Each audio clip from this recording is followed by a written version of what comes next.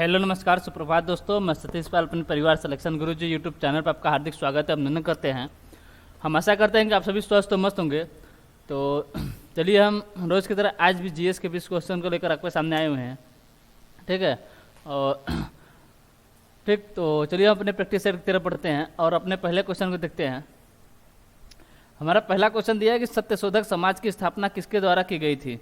सत्यशोधक समाज की स्थापना किसके द्वारा की गई थी। ऑप्शन ने दिया आपका महात्मा गांधी, ऑप्शन भी दिया आपका पंडिता रमाबाई, ऑप्शन सी दिया आपका ज्योतिबा फुले और ऑप्शन डी दिया आपका दयानंद सरस्वती। ऑप्शन डी क्या दिया है, दयानंद सरस्वती। ठीक है, किसकी बात कर रहा है, सत्यशोधक समाज की। सत्यशोधक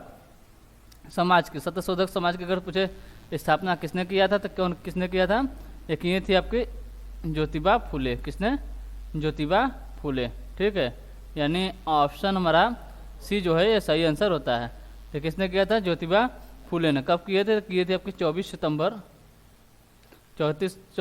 1873 को। ठीक है, 24 सितंबर 1873 को किसकी स्थापना की थी, सत्यशोधक समाज की। ठीक है, अगर हम पंडिता रमाबाई की बात करें, पंडिता रमाबाई की, तभी इनके बारे में भी हम कल ही बताए थे कि इन्होंने किसकी स्थापना की थी। इन्होंने किसकी स्थापना की थी, इन्होंने की थी कहते आर्य महिला समाज। किसके, आर्य महिला समाज। अगर पूछे आर्य महिला समाज की स्थापना किसने किया तो किए थे आपके पंडिता रमाबाई। ठीक है, और किसकी स्थापना की थी, ठीक, और किसकी स्थापना की थी। अगर ये तो हो गया आपके आर्य महिला समाज। अगर पूछे किसकी, आर्य समाज की स्थापना किसने किया, तो आर्य समाज की स्थापना किसने किया, ये किया था आपके दयानंद सरस्वती। आर्य समाज की स्थापना दयानंद सरस्वती। और आर्य महिला समाज की स्थापना कौन की थी, ये कहती है आपकी पंडिता रमाबाई। और ज्योतिबा फुले की बात करते हैं, इन्होंने सत्यशोधक समाज की स्थापना की थी। ठीक, चलिए अगला क्वेश्चन देखते हैं। अगला क्वेश्चन दिया, भारत पूरी तरह से पृथ्वी के डैश गोलार्ध और डैश भाग में स्थित है। ऑप्शन ने दिया उत्तरी गोलार्ध और पूर्वी भाग में। ऑप्शन भी दिया उत्तरी गोलार्ध और दक्षिणी भाग में। ऑप्शन सी दिया आपका दक्षिणी गोलार्ध और पूर्वी भाग में। और ऑप्शन डी दिया आपका पश्चिमी गोलार्ध और पूर्वी भाग में। किसकी बात कर रहा है, पृथ्वी की, किसकी, अरे भारत की। ठीक है, अगर हम पृथ्वी की बात करें, किसकी, पृथ्वी की बात करें, ठीक,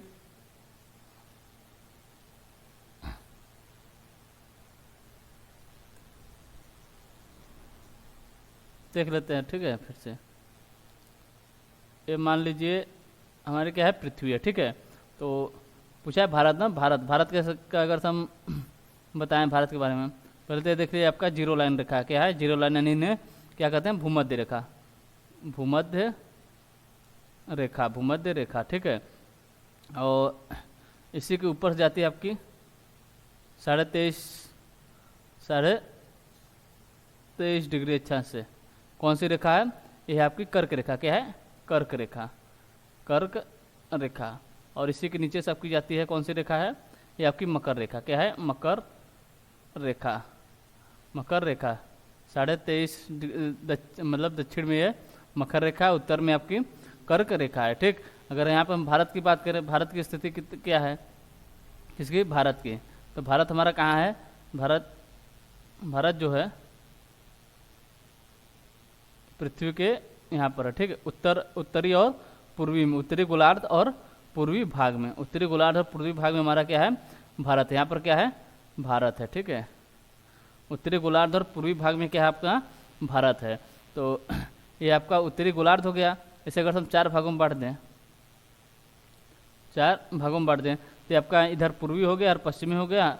और इसके ऊपर जो है ये आपके, इसके ऊपर उत्तर नॉर्थ पोल है, ये साउथ पोल है, ये ईस्ट पोल है, ये वेस्ट पोल है। ठीक, ये ईस्ट है, ये वेस्ट है, ऊपर है नॉर्थ, नीचे साउथ। तो अगर हम भारत की स्थिति देखें तो क्या है, नॉर्थ और ईस्ट है, यानी उत्तर और पूर्व है। किसकी स्थिति, भारत की। ठीक, वही भारत की पूछा कि भारत पूरी तरह पृथ्वी के किस भाग में है, तो उत्तरी गोलार्ध में है और पूर्वी भाग में, यानी ऑप्शन ए हमारा जो है ये सही आंसर होता है। है। ठीक है, तो ऑप्शन ए हमारा क्या हो गया, ये सही आंसर होता है। ठीक, चलिए अगला क्वेश्चन देख लेते हैं। अगला क्वेश्चन दिया आपका विश्व के सबसे बड़े नदी क्रूज एमवी गंगा विलास के यात्रा कार्यक्रम के तहत वाराणसी से डिब्रूगढ़ तक कितनी दूरी तय की गई है। मतलब जो आपकी क्या थी, एमवी गंगा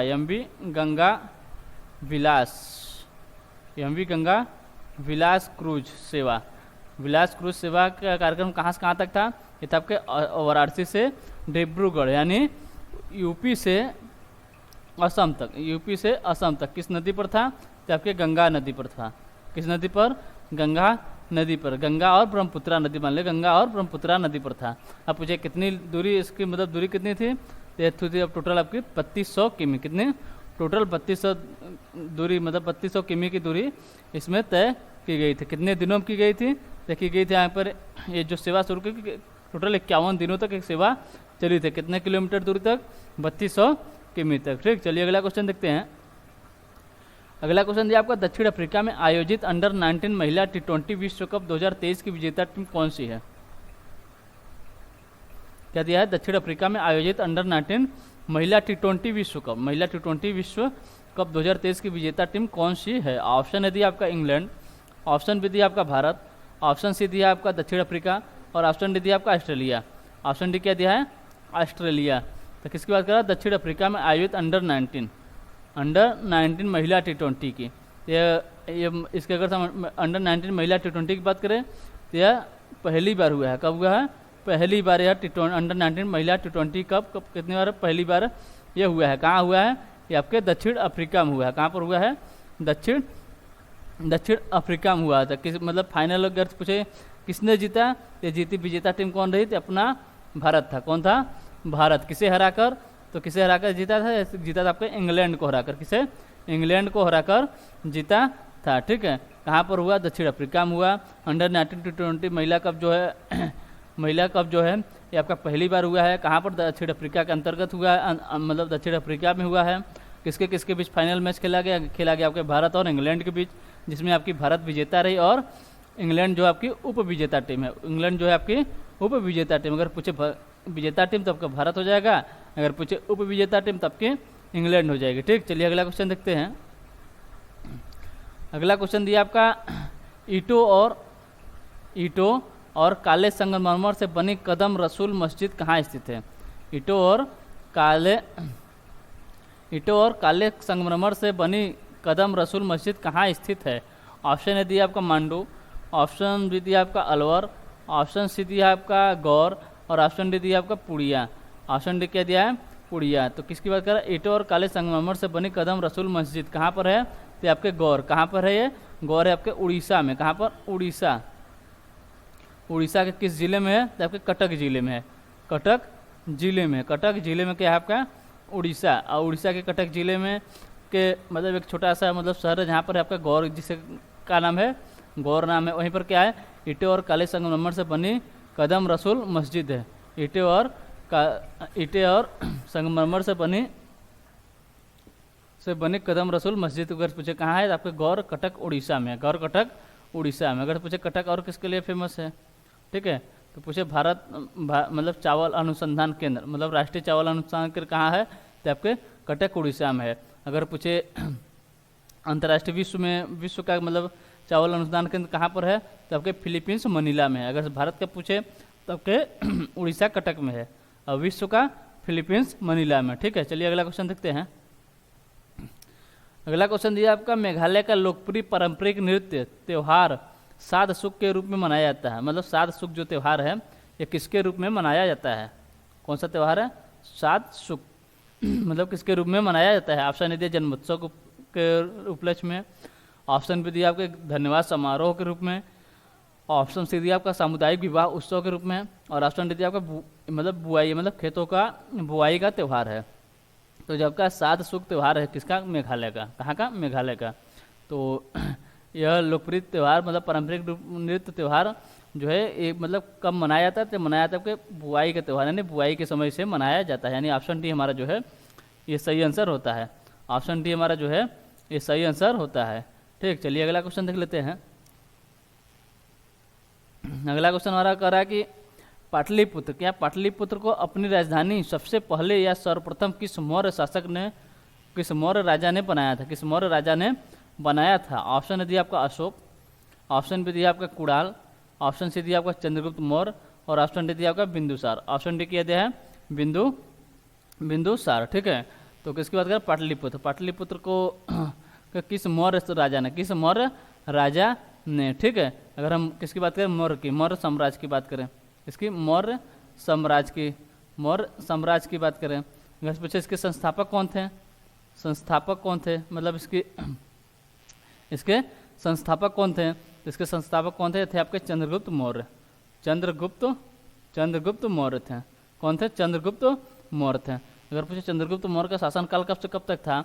चंद्रगुप्त मौर्य का शासनकाल, इनका शासनकाल था आपका 322 बीसी से 298 बीसी तक, 298 बीसी तक, 322 बीसी से 298 बीसी तक इनका क्या था?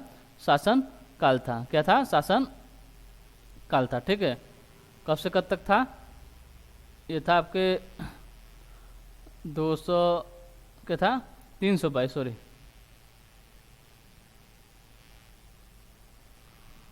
किसका? चंद्रगुप्त मौर्य का शासनकाल कितना है? 322 बीसी से 298 बीसी तक, 322 बीसी से 298 बीसी तक चंद्रगुप्त मौर्य का शासनकाल था। अगर पूछे चंद्रगुप्त मौर्य के, चंद्रगुप्त मौर्य के प्रधानमंत्री कौन थे? चंद्रगुप्त मौर्य के यानी पीएम लिखे, चंद्रगुप्त मौर्य के प्रधानमंत्री कौन थे? तो थे आपके चाणक्य, आचार्य चाणक्य थे, आचार्य चाणक्य। इन्हें इनका ही नाम क्या है? कौटिल्य भी मिलता है। क्या नाम मिलता है? कौटिल्य। आचार्य चाणक्य, इनका ही नाम मिलता है कौटिल्य। और क्या मिलता है? विष्णुगुप्त, विष्णुगुप्त, विष्णुगुप्त। ठीक है, और इन्हें क्या कहा जाता है? भारत का मैकियावेली भी कहा जाता है। किसे? चाणक्य, आचार्य चाणक्य को भारत का मैकियावेली, भारत का मैकियावेली भी कहा जाता है। किसे? आचार्य चाणक्य को, आचार्य चाणक्य को भारत का मैकियावेली भी कहा जाता है। ठीक है, औरंगाबाद से किसकी बात करें? पूछा था हमारा क्वेश्चन, पाटलिपुत्र को राजधानी सबसे पहले किस मौर्य साम्राज्य ने बनाया? तो बनाया था आपके किसने? चंद्रगुप्त मौर्य ने। किसने? चंद्रगुप्त मौर्य ने, यानी ऑप्शन सी हमारा जो है ये सही आंसर होता है। ठीक है, अगर हम और इनकी बात करें, किसकी? चंद्रगुप्त मौर्य की, चंद्रगुप्त मौर्य की बात करें, चंद्रगुप्त मौर्य की, क्या हो गया? इन्होंने मतलब मौर्य साम्राज्य की स्थापना किया था। किसने? चंद्रगुप्त मौर्य ने। 322 से 298 बीसी तक इनका क्या था? शासनकाल था। ठीक है, इनके प्रधानमंत्री चाणक्य थे, जिनका नाम कौटिल्य, विष्णुगुप्त और भारत का मैकियावेली के नाम से भी इन्हें जाना जाता है। ठीक है, और इनके अगर पत्नी पूछें, किसकी? चंद्रगुप्त मौर्य की पत्नी का नाम पूछे क्या था? पत्नी कौन थी? तो इनकी पत्नी थी आपकी दुर्धरा। कौन थी? दुर्धरा। और कौन थी? दुर्धरा। और इसके बाद हम वर्ष 305 बीसी में, कब? 305 बीसी में इन्होंने सेल्यूकस निकेटर को हराकर, ठीक है, उनसे मतलब सेल्यूकस निकेटर से युद्ध हुआ, जिसमें चंद्रगुप्त मौर्य विजयी रहे। और जीतने के बाद उसकी बेटी किससे? कार्नेलिया से, सेल्यूकस निकेटर की बेटी कौन थी? कार्नेलिया से विवाह किए। और साथ ही इन्हें दहेज भी मिला। दहेज में क्या क्या कौन कौन से मतलब राज्य मिले थे? तो मिला था इन्हें कांधार, कौन कौन से मिले थे? कंधार मिला था, काबुल मिला था, कंधार हो गया, काबुल हो गया, मकरान हो गया, ये सब क्षेत्र इन्हें क्या मिले थे? ये सब आपके दहेज में। कौन कौन? कंधार, काबुल, मकरान, एक था आपका हेरात। ये 4 क्षेत्र इन्हें दहेज में मिला था। और इन्हीं के साथ साथ एक इन्हें दूत भी, सेल्यूकस निकेटर ने इनके दरबार में मेगास्थनीज नामक एक दूत भेजा था। कौन? किस नामक से? मेगास्थनीज नामक दूत भेजा था। ठीक है, और मेगास्थनीज की बुक का नाम पूछे, कौन? किसकी? मेगास्थनीज की बुक का नाम पूछे तो क्या है? इंडिका है। क्या है? इंडिका। मेगास्थनीज की बुक का नाम क्या है? इंडिका नाम है। और इंडिका में क्या है? इंडिका में मतलब क्या बताया गया? तो इसमें किसकी? पाटलिपुत्र के प्रशासनिक के मतलब प्रशासन के बारे में बताया गया है। मतलब पाटलिपुत्र के प्रशासन के बारे में इंडिका बुक में बताया गया है। ठीक है, किसमें बताया गया है? इंडिका बुक में बताया गया है। ठीक, तो देख लिया हमने आपके किसके बारे में? मौर्य साम्राज्य के बारे में। इतना बहुत है, की स्थापना किसने? चंद्रगुप्त मौर्य 322 से 398 BC। PM चाणक्य, कौटिल्य, विष्णुगुप्त और इन्हें ही भारत का मैकियावेली कहते हैं। इनकी पत्नी थी दुर्धरा। इन्होंने 305 BC में सेल्यूकस निकेटर से मतलब युद्ध जीता, और युद्ध जीतने के साथ ही इनकी बेटी कार्नेलिया, किससे? इनकी बेटी कौन थी? कार्नेलिया से इन्होंने विवाह किया। कार्नेलियस, किसे? कार्नेलियस। इसी का नाम था हेलेना। क्या था? हेलेना। कार्नेलिया या हेलेना से इन्होंने विवाह किया, और इसके साथ ही इन्हें 4 क्षेत्र मतलब सेल्यूकस निकेटर की तरफ से 4 क्षेत्र इन्हें दहेज में दिया गया, कंधार, काबुल, मकरान और हेरात। ठीक, और साथ ही साथ एक दूत भी भेजा था। किसने? सेल्यूकस निकेटर ने एक दूत भेजा था किसके दरबार में? चंद्रगुप्त मौर्य के दरबार में। कौन? गुप्त का नाम क्या था? तो उनका नाम था मेगास्थनीज। और मेगास्थनी की पुस्तक कौन थी? इंडिका। इंडिका में क्या लिखा है? इंडिका में चंद्रगुप्त मौर्य की जो राजधानी थी क्या? पाटलिपुत्र। पाटलिपुत्र के प्रशासन के बारे में किसमें लिखा गया है? इंडिका में लिखा गया है। ठीक है, तो हम आशा करते हैं कि आपको यह बहुत अच्छी तरह समझ में आया होगा। अगर हाँ अच्छा लग रहा हो तो लाइक और सब्सक्राइब जरूर करें और शेयर भी करते रहें। ठीक है, चलिए अगला क्वेश्चन देखते हैं। अगला क्वेश्चन दिया आपका, निम्नलिखित में से कौन सी नदी गंगा की सहायक नदी नहीं है? निम्नलिखित में से कौन सी नदी गंगा की सहायक नदी नहीं है? ऑप्शन ए दिया आपका सोन नदी, ऑप्शन बी दिया आपका गोमती नदी, ऑप्शन सी दिया आपका यमुना नदी, और ऑप्शन डी दिया है इंद्रावती नदी। ऑप्शन डी क्या दिया है? इंद्रावती नदी। किसकी बात करें? गंगा नदी की। गंगा नदी की सहायक नदी कौन सी नहीं है? तो कौन सी सहायक नदी नहीं है? ये आपकी इंद्रावती नदी। अगर पूछे इंद्रावती किसकी सहायक नदी है? किसकी सहायक नदी है? तो आपकी गोदावरी की सहायक नदी है। किसकी? गोदावरी की सहायक नदी है। ठीक है, गोदावरी की और सहायक नदियों के नाम पूछे, क्या है? प्रणाहिता। क्या है? प्रणाहिता। एक होगी आपकी इंद्रावती, एक होगी आपकी प्राहिता, एक होगी आपकी मंजरा नदी। ठीक है, प्रणाहिता, मंजरा और इंद्रावती किसकी सहायक नदियाँ हैं? ये आपकी गोदावरी की सहायक नदियाँ हैं। अगर हम सोन गोमती यमुना की बात करें तो किसकी सहायक नदी है? आपकी गंगा की सहायक नदी है। गंगा नदी की सहायक नदी कौन कौन सी है? सोन नदी है, गोमती नदी है और यमुना नदी है। ठीक, चलिए अगला क्वेश्चन देखते हैं। अगला क्वेश्चन दिया आपको, जिम कॉर्बेट टाइगर रिजर्व किस भारतीय राज्य में स्थित है? जिम कॉर्बेट टाइगर रिजर्व किस भारतीय राज्य में स्थित है? ऑप्शन दिया आपका राजस्थान, ऑप्शन बी दिया आपका मध्य प्रदेश, ऑप्शन सी दिया आपका उत्तराखंड, और ऑप्शन डी दिया आपका पश्चिम बंगाल। ऑप्शन डी क्या दिया है? पश्चिम बंगाल। किसकी बात कर रहा है? जिम कॉर्बेट टाइगर रिजर्व की। जिम कॉर्बेट टाइगर रिजर्व अगर पूछे किस राज्य में स्थित है तो कहाँ स्थित है? आपके उत्तराखंड में है। कहाँ पर है? उत्तराखंड में। उत्तराखंड के किस जिले में है? तो आपके नैनीताल जिले में है। नैनीताल जिले में कौन सा है? आपका कॉर्बेट टाइगर रिजर्व। ठीक, कहाँ पर है? आपको उत्तराखंड में है। अगर हम राजस्थान की बात करें, राजस्थान में कौन कौन से टाइगर रिजर्व हैं? राजस्थान में कौन कौन से हैं? राजस्थान में आपका एक है आपका सरिस्का। कौन सा है? सरिस्का। एक है Mukundra hills, Mukundra hills tiger reserve, Mukundra hills tiger reserve. ठीक है, एक है आपका रणथंभौर। कौन कौन सा? सरिस्का, मुकुंदरा हिल्स, रणथंभौर, और एक है आपका रामगढ़ विषधारी टाइगर रिजर्व। कहाँ है? आपके बूंदी जिला में है। ठीक है, ये कहाँ पर? आपके बूंदी जिला में, जो कि आपके पवनवा टाइगर रिजर्व कौन सा माना गया? आपके रामगढ़ विषधारी टाइगर रिजर्व। ठीक है, अगर हम मध्य प्रदेश की बात कर लें, मध्य प्रदेश में कौन कौन से हैं? कहाँ पर?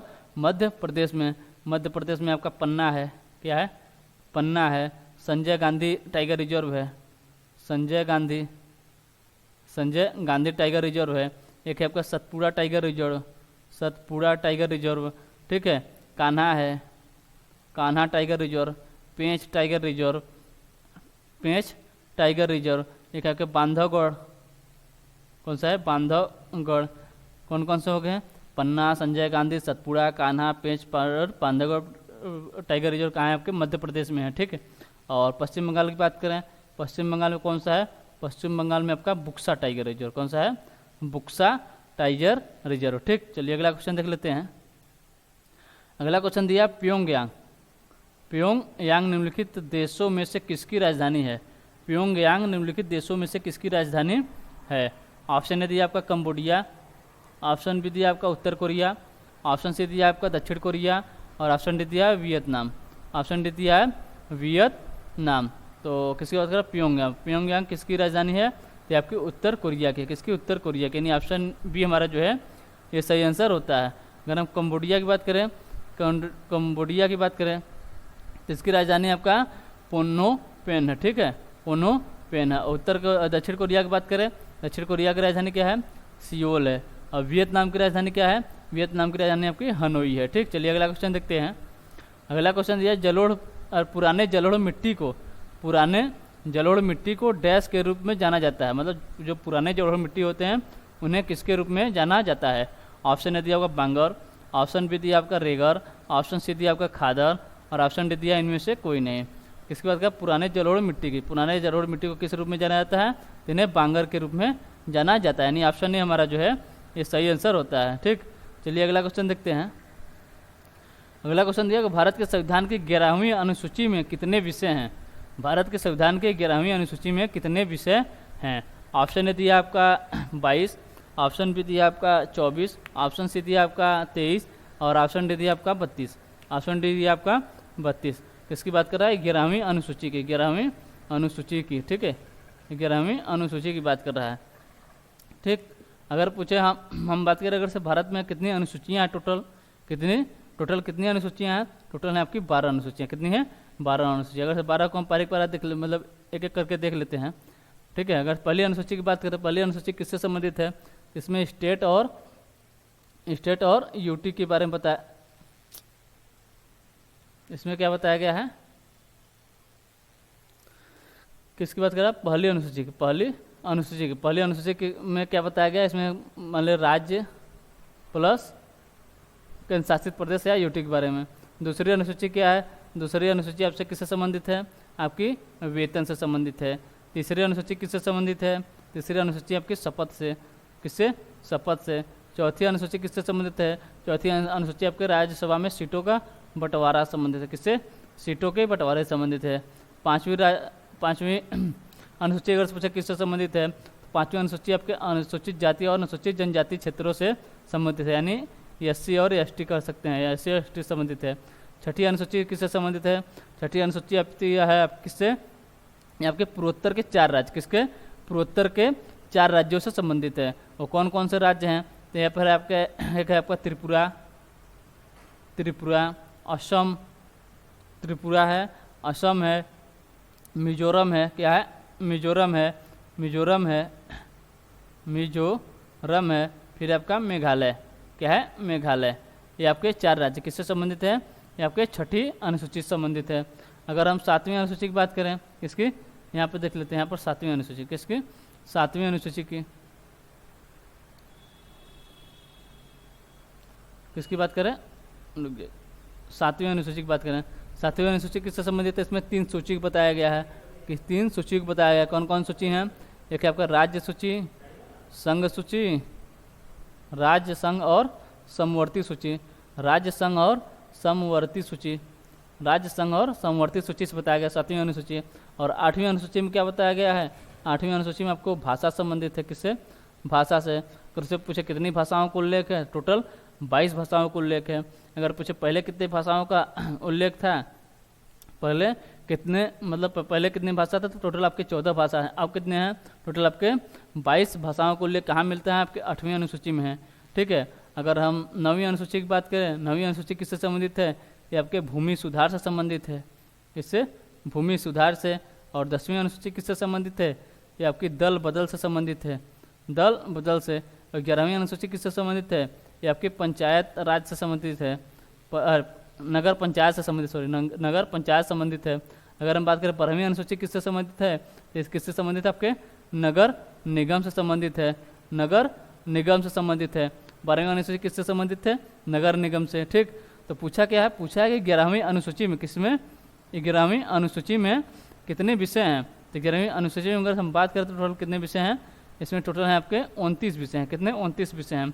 अगर हम पूछे 12वीं अनुसूची में कितने विषय हैं, 12वीं अनुसूची में आपके 18 विषय हैं, कितने, 18 विषय हैं।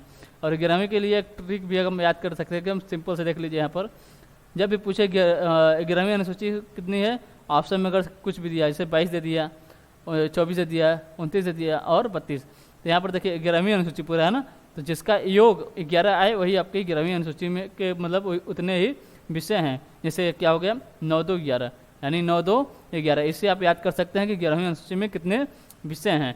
11वीं अनुसूची में 11, 9 2 11, ठीक। तो यानी ऑप्शन सी हमारा जो है ये सही आंसर होता है। क्या ऑप्शन सी हमारा जो है ये सही आंसर होता है, ठीक है।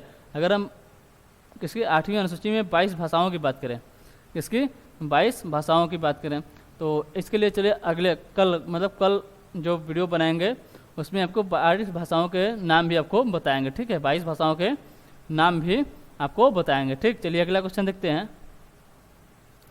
अगला क्वेश्चन दिया आपको गुजरात के निम्नलिखित में से किस जिले में स्टैचू ऑफ यूनिटी स्थित है। किस जिले में स्टैचू ऑफ यूनिटी स्थित है। ऑप्शन ए दिया आपका नर्मदा जिला, ऑप्शन बी दिया आपका नवसारी जिला, ऑप्शन सी दिया आपका बड़ोदरा जिला, ठीक। ऑप्शन सी दिया आपका सूरत और ऑप्शन डी दिया आपका बड़ोदरा। ऑप्शन डी क्या दिया है बड़ोदरा। तो पूछा है गुजरात के निम्नलिखित में से किस जिले में स्टैचू ऑफ यूनिटी स्थित है। किस जिले में, आपके नर्मदा जिले में। नहीं, ऑप्शन ए हमारा जो है ये सही आंसर होता है। अगर पूछे ये किस नदी पर है, ये भी आपके किस नदी पर है, आपके नर्मदा नदी पर। किस नदी पर है, नर्मदा नदी पर। कितनी ऊंचाई, इसकी ऊंचाई कितनी है 182 मीटर है, 182 मीटर है। इसके वास्तुकार कौन है, इसके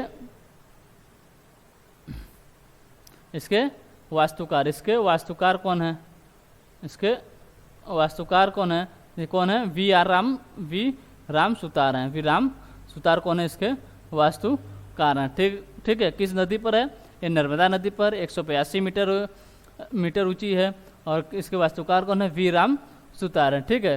अगर पूछे मतलब किसकी प्रतिमा है, तो सरदार वल्लभ भाई पटेल। किसकी है, सरदार वल्लभ भाई पटेल की यह प्रतिमा। सरदार वल्लभ भाई पटेल की यह प्रतिमा जो कि आपकी 182 मीटर ऊंची नर्मदा नदी पर स्थित है और नर्मदा जिले में ही स्थित है, ठीक है। चलिए अगला क्वेश्चन देखते हैं। अगला क्वेश्चन दिया आपका स्ट्रेट फ्रॉम द हार्ट निम्नलिखित में से किस भारतीय क्रिकेटर की आत्मकथा है। किसकी बात कर रहा है, स्ट्रेट फ्रॉम द हार्ट निम्नलिखित में से किस भारतीय क्रिकेटर की आत्मकथा है। ऑप्शन ए दिया आपका सौरव गांगुली, ऑप्शन बी दिया आपका सचिन तेंदुलकर, ऑप्शन सी दिया आपका कपिल देव और ऑप्शन डी दिया आपका युवराज सिंह। ऑप्शन डी क्या दिया है, युवराज सिंह। तो अगर हम बात करें किसकी, स्ट्रेट फ्रॉम द हार्ट की, तो ये किसकी मतलब आत्मकथा है, तो यह आपके सौरव गांगुली की। यानी ऑप्शन ए हमारा जो है ये सही आंसर होता है। क्या है ऑप्शन, ये किसकी आत्मकथा है, ये आपके कपिल देव की है। किसकी है, किसकी है, ये आपके कपिल देव की। किसकी, कपिल देव की। स्ट्रेट फ्रॉम द हार्ट किसकी है, ये आपके कपिल देव की। अगर से हम सौरव गांगुली की बुक की बात करें, इनकी बुक है देखो आपकी 10 सेंचुरी इज नॉट एनफ। क्या है,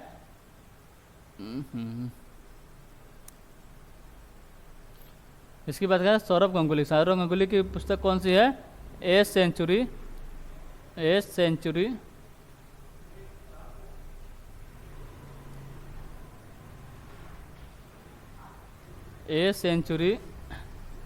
is not enough. A century is not enough किसकी है, कोई सौरव गांगुली की है। अगर हम सचिन तेंदुलकर की बात करें तो इनका है प्लेइंग इट माई वे। क्या है, प्लेइंग इट माई वे। और अगर हम युवराज सिंह की बात करें, इनका है आपका the test of my life. क्या है, the test of my life किसकी पुस्तक है, ये आपकी युवराज सिंह की है। The test of my life ये किसकी पुस्तक है, आपके युवराज सिंह की है, ठीक है। सौरव गांगुली की a century is not enough, Sachin Tendulkar की playing it my way, Kapil Dev की straight from the heart, Yuvraj Singh की the test of my life, ठीक। चलिए अगला क्वेश्चन देखते हैं। अगला क्वेश्चन दिया तराइन का प्रथम युद्ध डैश के बीच लड़ा गया था। तराइन का प्रथम युद्ध डैश के बीच लड़ा गया था। ऑप्शन दिया आपको सिकंदर तथा पोरस के बीच, ऑप्शन बी दिया आपका जयचंद तथा मोहम्मद गौरी के बीच, ऑप्शन सी दिया आपका अकबर तथा हेमू के बीच और ऑप्शन डी दिया आपका मोहम्मद गौरी तथा पृथ्वी चौहान के बीच। मोहम्मद गौरी तथा पृथ्वी चौहान के बीच। किसकी बात कर रहा है, तराइन का प्रथम युद्ध। अगर पूछे लड़ा कब गया था, लड़ा गया था 1191 में। 1191 में कब लड़ा गया था? 1191 में। किसके बीच लड़ा गया था?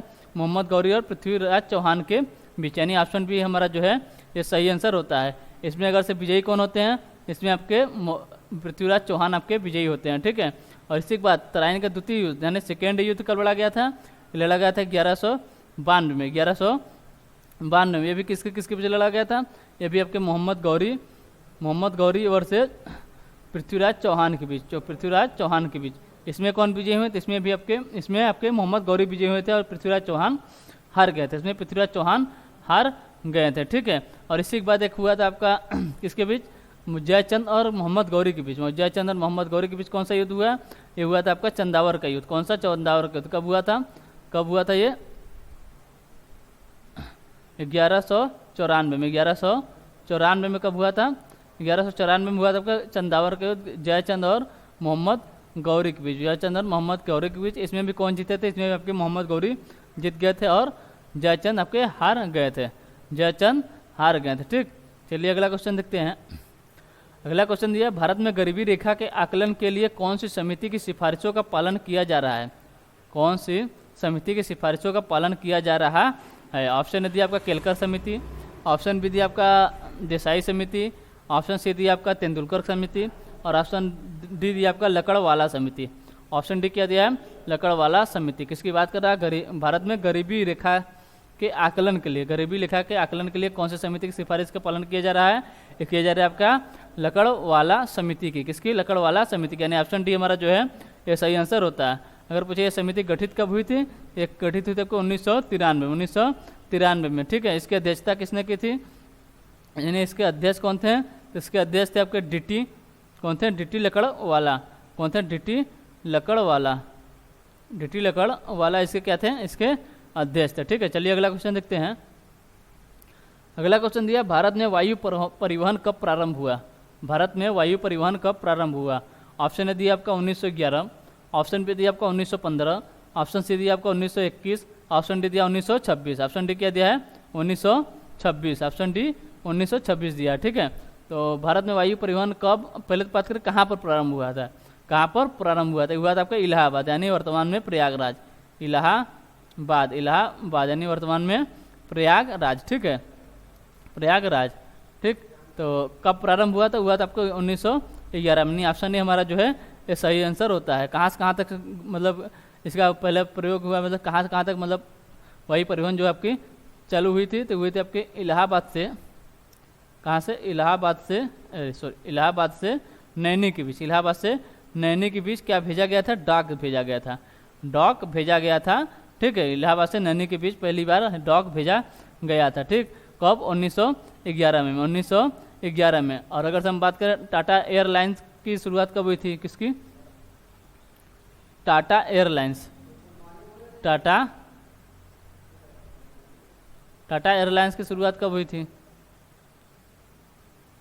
टाटा एयरलाइंस की शुरुआत कब हुई थी? टाटा एयरलाइंस की शुरुआत कब हुई थी? तो हुई थी आपकी 1922 में। 1922 में आपकी टाटा एयरलाइंस की शुरुआत हुई थी। इसकी टाटा एयरलाइंस की शुरुआत तो पूछे तो आपके 1922 में। अगर भारत में वायु परिवहन कब शुरू हुआ? तो 1911 में शुरू हुआ था। अगर पूछे जो आपके सभी निजी जो आपके परिवहन मतलब वायु सेवाएं थी उनका राष्ट्रीयकरण कब हुआ था? यानी सीधी बात करें वायु परिवहन का राष्ट्रीयकरण कब हुआ था? राष्ट्रीयकरण कब हुआ था? राष्ट्रीयकरण कब हुआ था? हुआ था आपका 1953 में। 1953 में मतलब जो सभी मतलब निजी जो कुछ सभी वायु सेवाएं थी उनका राष्ट्रीयकरण आपके 1953 में हो गया था, ठीक। चलिए अगला क्वेश्चन देखते हैं। अगला क्वेश्चन दिया आपका कि स्वतंत्र भारत के प्रथम मंत्रिमंडल में शिक्षा मंत्री कौन थे? स्वतंत्र भारत के मंत्रिमंडल में शिक्षा मंत्री कौन थे? ऑप्शन ए दिया आपको सरदार वल्लभ भाई पटेल, ऑप्शन बी दिया आपका मौलाना अबुल कलाम आज़ाद, ऑप्शन सी दिया आपको सर्वपल्ली राधाकृष्णन और ऑप्शन डी दिया जगजीवन राम। तो किसकी बात कर रहा है? प्रथम शिक्षा मंत्री कौन? प्रथम मंत्रिमंडल में शिक्षा मंत्री कौन थे? तो कौन थे आपके? मौलाना अबुल कलाम आज़ाद। मौलाना अबुल कलाम आज़ाद, ठीक है। अगर हम सरदार वल्लभ भाई पटेल की बात करें, ये कौन थे? थे आपके गृह मंत्री थे। कौन थे? गृह मंत्री थे। कौन थे? गृह मंत्री। स्वतंत्र भारत के पहले मंत्रिमंडल में गृह मंत्री कौन थे? तो आपके सरदार वल्लभ भाई पटेल थे। अगर हम सर्वपल्ली राधाकृष्णन की बात करें तो ये कौन थे? ये भारत के पहले उपराष्ट्रपति थे, भारत के पहले उपराष्ट्रपति थे, यानी राज्यसभा के पहले सभापति थे। राज्यसभा के पहले सभापति थे। राज्यसभा के पहले सभापति पूछे कौन थे? तो थे आपके सर्वपल्ली राधाकृष्णन थे। और उपराष्ट्रपति कौन थे? तो भी सर्वपल्ली राधाकृष्णन थे, यानी राज्यसभा का सभापति ही आपका उपराष्ट्रपति होता है। ठीक है। और अगर हम पूछे सर्वपल्ली राधाकृष्णन के बारे में, तो ये भारत के दूसरे राष्ट्रपति थे। भारत के दूसरे राष्ट्रपति, पहले उपराष्ट्रपति और दूसरे राष्ट्रपति कौन थे? तो सर्वपल्ली राधाकृष्णन थे। और स्वतंत्र भारत के पहले राष्ट्रपति कौन थे? तो वो थे आपके डॉक्टर राजेंद्र प्रसाद। ठीक है। और स्वतंत्र भारत के पहले प्रधानमंत्री कौन थे? तो थे आपके पंडित जवाहरलाल नेहरू। ठीक। अगर हम जगजीवन राम की बात करें तो इन्हें कौन सा मंत्रालय मिला था? ये थे आपके जगजीवन राम थे आपके श्रम मंत्री। कौन थे? श्रम मंत्री। श्रम मंत्री पूछे कौन थे? तो थे आपके जगजीवन राम। कौन थे? जगजीवन राम। अगर हम और मंत्रालय की बात करें, इसकी और मंत्रालय के अगर जैसे हम बात करें, कौन सा मंत्रालय होगा? वित्त मंत्री। अगर पूछे वित्त मंत्री कौन थे? वित्त मंत्री कौन थे? तो थे आपके कौन थे? आर के षणमुख शेट्टी थे। आर के षणमुख शेट्टी आपके कौन थे? वित्त मंत्री थे। अगर पूछे रेल मंत्री कौन थे? क्या रेल मंत्री कौन थे? क्या पूछे?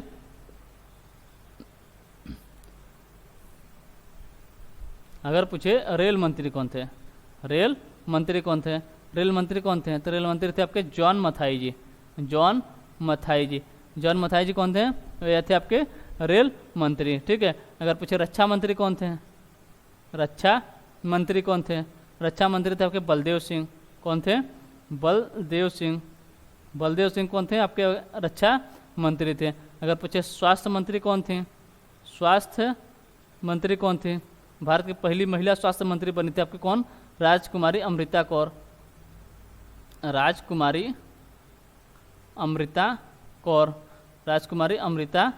कौर। ये कौन थी? आपके स्वास्थ्य मंत्री थी। अगर पूछे पहले लोकसभा स्पीकर कौन थे? पहले लोकसभा स्पीकर कौन थे? ये थे आपके गणेश वासुदेव मावलंकर।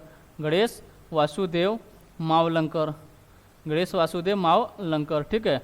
हमारा क्वेश्चन था कि स्वतंत्र भारत के प्रथम मंत्रिमंडल में शिक्षा मंत्री कौन थे?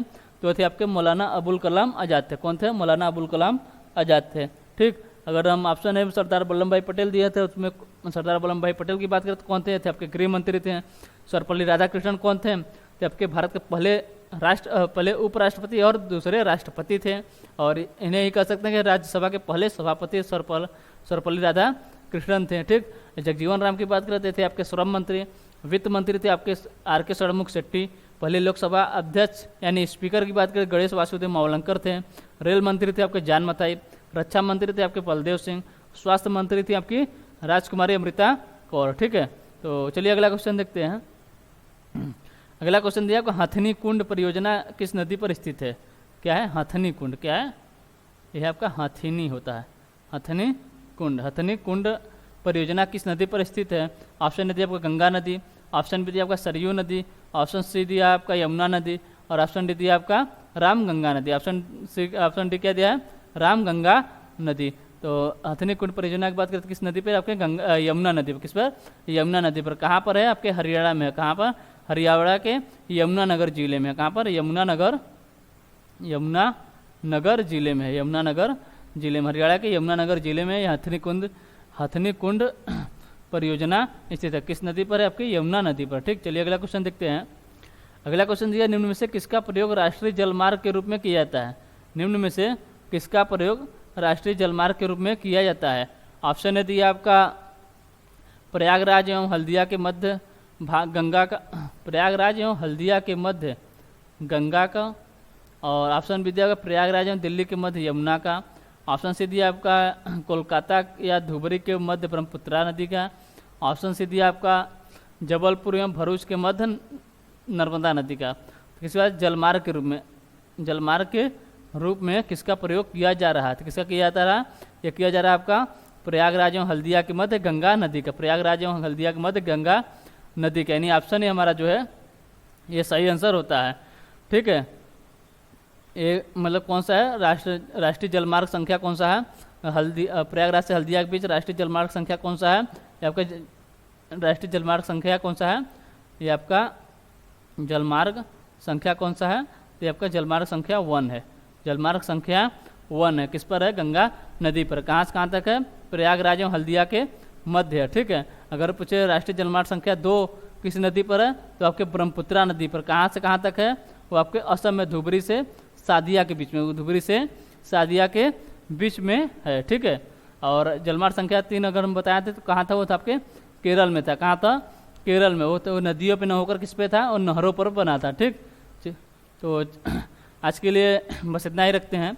हम मिलते हैं आपसे अगले सेशन में। अगर आपको सेशन अच्छा लग रहा हो तो लाइक और सब्सक्राइब जरूर करें और शेयर करना ना भूलें। ठीक है। तो चलिए ठीक है, आज के लिए बस इतना ही। तब तक के लिए आपको टेक केयर, बाय बाय, जय हिंद, जय भारत।